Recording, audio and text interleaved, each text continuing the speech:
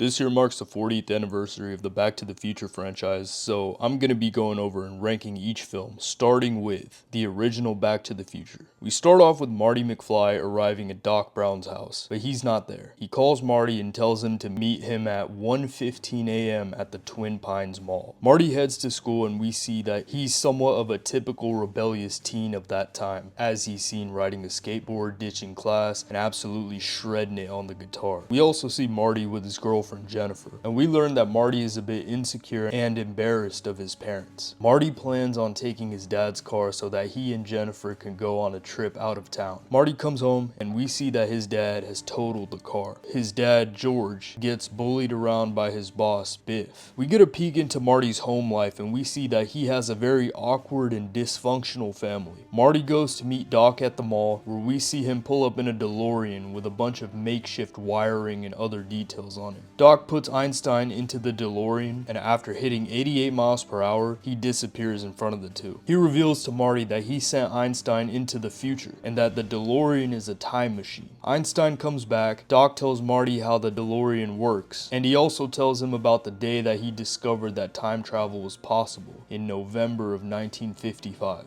We learn that Doc stole plutonium from Libyan nationalists, as he used it to generate the power needed to time travel. Before Doc leaves to the future, the Libyans find Doc and start shooting at both him and Marty. They absolutely switch Doc down, straight up dump the whole mag on his ass, and then they try to kill Marty, but they run out of ammo. Marty jumps in the DeLorean and takes off. He tries to shake them off, and he unknowingly time travels to the date that Doc had set earlier. Marty crashes into an old barn where he gets mistaken for an alien and gets shot at again, to which he escapes in the DeLorean. Marty tries to go home, but to his surprise, there's nothing there. The DeLorean stalls, and he has no plutonium left to go back home. Marty goes around exploring a much different version of Hill Valley, and he learns that he's been transported to the year 1955. Marty goes to a diner and tries to call Doc Brown, but he doesn't pick up. Marty sees Biff bullying George for not doing his homework. He follows George home and learns that his dad was a peeping Tom, and instead of George getting ran over, which is how Marty's parents met, it ends up being Marty. Marty wakes up in a bed and thinks that he's dreaming, only to see a younger version of his mom. Marty's mom, Lorraine, thinks his name is Calvin Klein because she took his pants off while he was unconscious. Yup, his parents are a bunch of diddlers. You sick freak! Marty meets his mom's family and Lorraine keeps trying to come on to him, so he leaves and goes to Doc's house. They learn that they don't have anything that can generate enough power to bring him back home, and Marty learns that the only way to get the energy that they need is through a bolt of lightning, which prompts them to use the clock tower that was hit exactly a week after the day he arrived. Marty learns the consequences of interfering with the world when time traveling, and he now has to help his parents meet, or else he won't exist in the future. He tries to introduce the two, but Lorraine completely ignores George, as she's in love with Marty. Marty and Doc plan to get his parents to meet up at the dance that they went to when they first kissed. He talks to George, and then we see Biff trying to come on to Lorraine. I swear, everyone in this film should be on a watch list. But yeah, Marty intervenes, and then he urges George to ask her out again, but he still won't budge. Marty uses his radioactive suit from earlier and makes it to where George now wants to get with Lorraine, as he thinks that an alien is gonna kill him if he doesn't. George goes to talk to her, but then Biff comes in and tries to bully him, to which Marty punches him and runs off, making Lorraine fall in love with Marty even more. Marty, who's on a makeshift skateboard, gets chased around by Biff and his friends. Marty outsmarts the group, where they then get buried in a pile of shit. Lorraine sees this and is absolutely down bad over Marty. Like, bro, look at this stare. She's a straight